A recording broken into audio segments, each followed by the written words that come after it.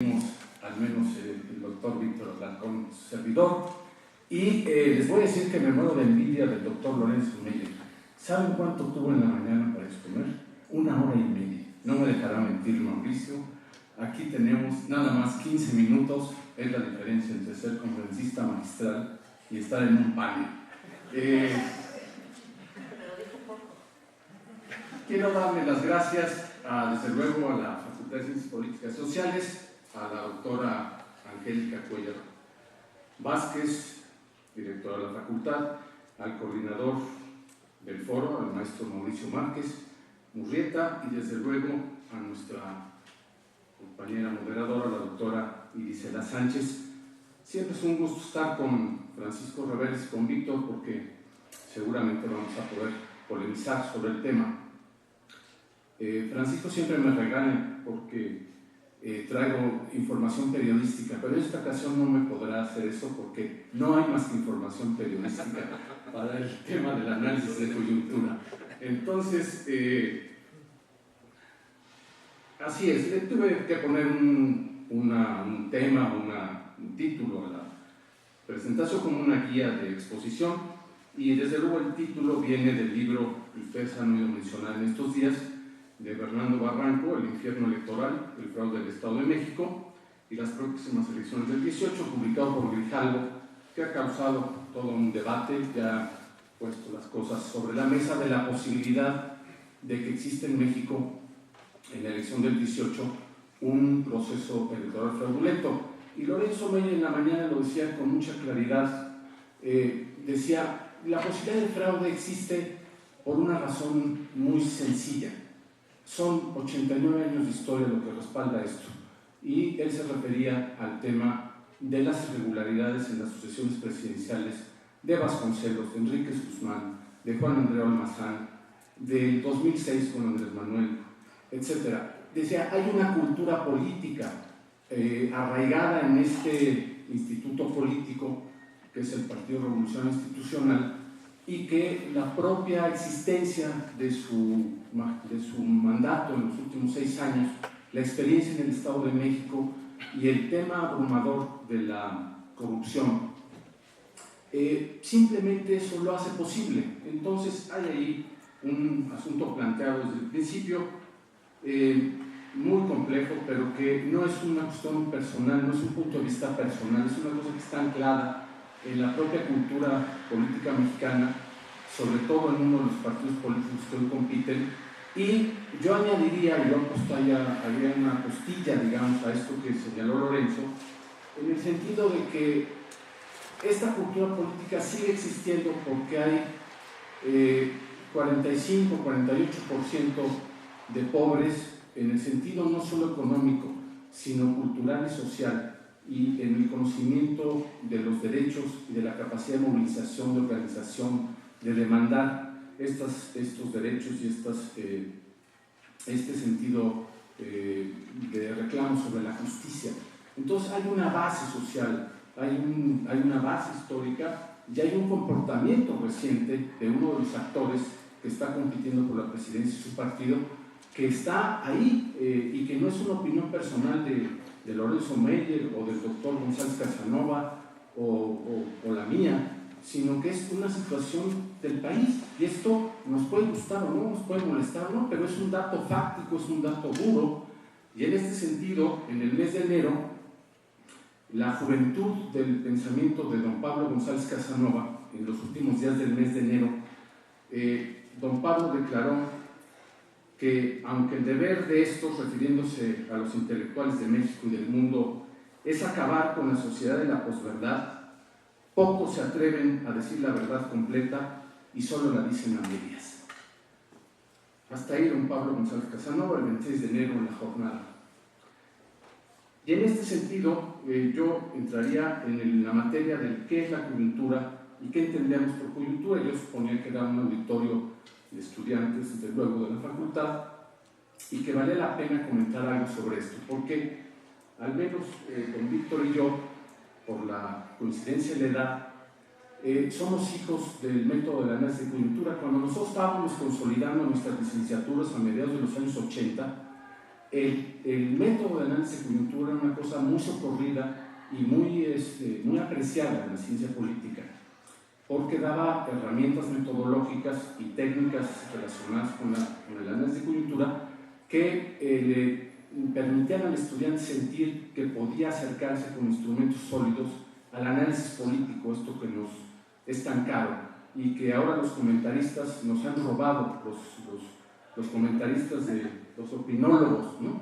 Y que en aquella época de los años 80 yo se los actualizaría para ustedes que están en los años 20, digamos que sería un poco como el tema metodológico de la comunicación política. Esa relevancia tenía entonces la coyuntura, había revistas, había autores clásicos como Jaime Osorio, Alberto Arroyo, el poco doctor González Casanova y muchos otros que contribuyeron a eso.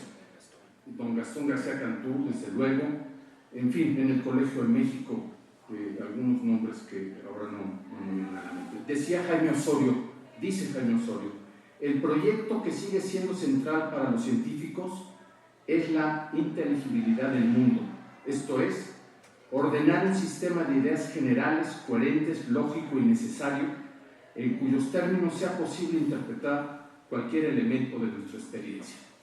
Este es un poco el espíritu, digamos, de este apunte de exposición, y para no quedarnos en algo que parecería una reflexión poco anclada, les doy algunos datos de la coyuntura que elegí.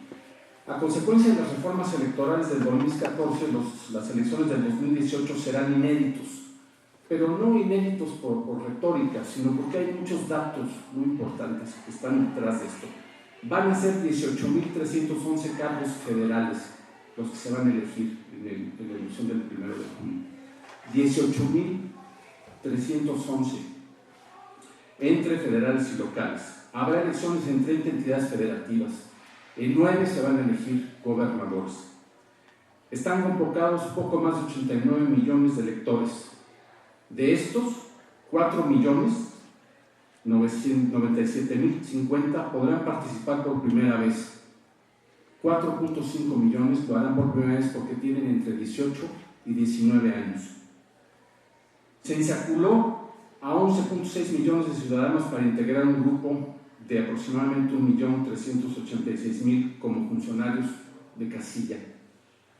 También es inédito el gasto previsto para esta elección, poco más de 45.600 millones de pesos.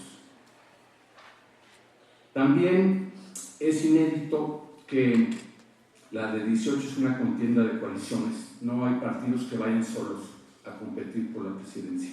Son 3 coaliciones, ustedes las conocen, Todos por México, que agrupa al PRI, al PBM y al PANAL, Por México al Frente, que agrupa al PAN, al PRD y al Movimiento Ciudadano, y Juntos Haremos Historia, que integra a Morena, PP y el partido del PES. Más 2 candidaturas independientes, que habrá que ponerlo entre comillas, y se integrarán 157.350 casillas que tendrán que ser atendidas por poco más de 1.400.000 ciudadanos. Entonces digo, nada más mencionar estas cifras en las que ya no me voy a detener, ni voy a dar más, es por sí solo abrumador, ¿no? Es una cantidad de gasto, de puestos en disputa, de partidos coaligados en lo que se llama una difuminación, digamos, de la identidad ideológica y tradicionalmente histórica en cada uno de estos partidos. Recuerden que el PRI se presumió durante muchos años y lo sigue haciendo como un partido de centro, teniendo cómodamente a la derecha al PAN durante muchos años y a una izquierda difusa que acabó aglutinándose en el PRD y hoy partiéndose en la vertiente de Morena. Esto, para el ciudadano común y corriente que no se dedica al análisis político ni tiene por qué ser experto en esto, pues le causa una confusión y una dificultad enorme de ubicación de qué pasó con estas cosas, que por qué el PRD acabó del brazo con el PAN, por qué Morena acabó recibiendo a gente del PAN y del PRI y del propio PRD, y hay ahí una suerte de confusión que yo diría que no está resuelta. El análisis de coyuntura, digamos algo sobre el método y lo que significa, decía yo al principio, del método de coyuntura para analizar la realidad debe ser pensada desde sus orígenes como metodología.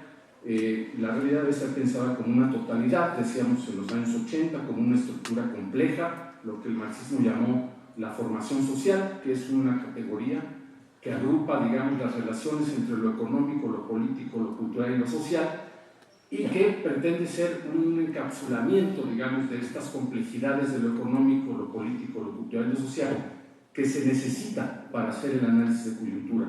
Si nosotros tenemos estas dimensiones sueltas en el plano del análisis, resulta muy complejo porque pues, las dinámicas de lo político, de lo económico, lo cultural y de lo social, uno siente que se le escapan, que es demasiado, ¿no? Y el marxismo contribuyó desde muy tempranamente a este concepto de la formación social que intenta tenerlos vinculados para el análisis. Desde luego, si esto es posible, existe alrededor de esto un espacio que puede ser local, puede ser regional o puede ser macrosocial.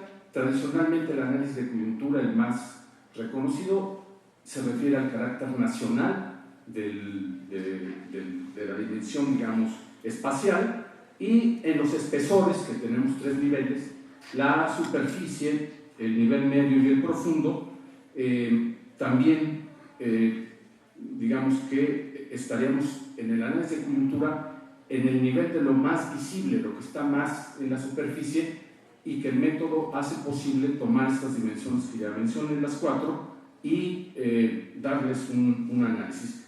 En el tiempo, pues existe el corto, el mediano y el largo. Estamos en un tiempo corto que va hacia el 1 de julio y que muchos caracterizarían de diversa manera de cuándo empezó la coyuntura. No me voy a meter en definir cuándo empezó la coyuntura en este sentido. Alguien dirá cuando se formó Morena, o cuando obtuvo el registro Morena, porque esto cambió la dinámica del sistema de partidos. Alguien dirá cuando se le fincó la responsabilidad de la Casa Blanca a Peña Nieto y el PRI entró en un proceso de declinación de la apreciación de la opinión pública y de alejamiento y de sospecha, etc.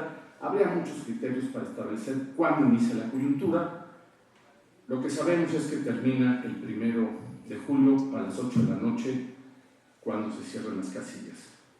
Dice Alberto Jiménez, para encapsular la idea de la coyuntura, y cierro con esto esta parte del planteamiento de qué es la coyuntura, dice Alberto Jiménez, es un desplazamiento significativo de la correlación de fuerzas sociales en el breve plazo, a raíz de un acontecimiento que desencadenante, que funciona frecuentemente como revelador de las contradicciones hasta entonces latentes. Y efectivamente, el proceso electoral lo que ha hecho es sacar a la superficie una serie de contradicciones y de tensiones en lo económico, lo político, lo cultural, que estaban en México gestándose desde el arranque de la gestión del PRI y de la presidencia de Peña Nieto. Y esto es lo que tenemos en la superficie, ¿no? Todos estos problemas sobre las reformas estructurales, si son buenas, si son malas, cuál ha sido la actitud del gobierno de la República frente a la política de la guerra contra el narco, de la violencia, de la corrupción, etc. Y esto, pues ahorita lo que está en la coyuntura es la concentración de estos elementos de manera muy ácida, ¿no? Por decirlo en una imagen, y que el análisis de coyuntura conoce bien. Hablamos de coyuntura cuando se produce una condensación particular del tiempo social en una unidad de tiempo cronológico, y que los procesos económicos, políticos y culturales se concentran en el campo de la política. ¿Qué es lo que definiría la coyuntura? Que los temas de economía, de cultura y sociales están hoy concentrados en esa dimensión, en ese segmento de lo que llamamos lo político, y por excelencia en el momento electoral. Entonces, por eso el análisis de coyuntura es tan rico metodológicamente, porque permite agarrar estas dimensiones que están y recogerlas con mucha facilidad de la superficie, porque han sido reveladas desde abajo y han salido con toda claridad a la superficie. Entonces, hay una oportunidad ahí enorme para el análisis político. Me quedan 2 minutos o 1 minuto, y digamos que en esta unidad visible de lo diverso, de lo que llamamos coyuntura y el método que incluye el espesor, el tiempo y el espacio, que es los elementos que se consideran para el análisis de coyuntura, están estas contradicciones y la articulación de todos estos elementos. No va a dar tiempo, si las tarjetas son severas, por eso yo pensaba en la hora y media del doctor Meyer. Yo hago las dos preguntas, igual que la moderadora, de cuáles son mis dos preguntas para la coyuntura. Hace rato incluí una tercera. ¿Hay posibilidades de un fraude electoral? La respuesta es sí. ¿Quién lo ha dicho? Se ha dicho en los diálogos por la democracia, es un espacio que tiene lugar en la UNAM, hace meses, lo ha dicho Lorenzo Meyer hoy en la mañana, lo ha dicho Meade cuando dijo, yo no voy a hacer fraude, lo declaró en la primera plana de la jornada, con las conferencias, las entrevistas que le hicieron de los tres candidatos a la presidencia, y Meade reconoció públicamente diciendo, sí, no, yo no voy a hacer fraude, ¿no? Hay políticos corruptos, partidos corruptos, pero no políticos, ¿no? Entonces, está en el aire el asunto de la posibilidad del fraude. La segunda pregunta es: ¿qué posibilidades reales de cambio en el mundo económico se abren en las próximas elecciones presidenciales? La respuesta es ninguna, porque nadie de las candidatas a la presidencia lo ha planteado hasta el día de hoy. AMLO no es el candidato de la ruptura de la vía post-neoliberal. No hay en el horizonte, como lo dijo Rolando Cordera hace poco, termino, un nuevo desarrollismo. ¿Qué quiere decir esto del desarrollismo?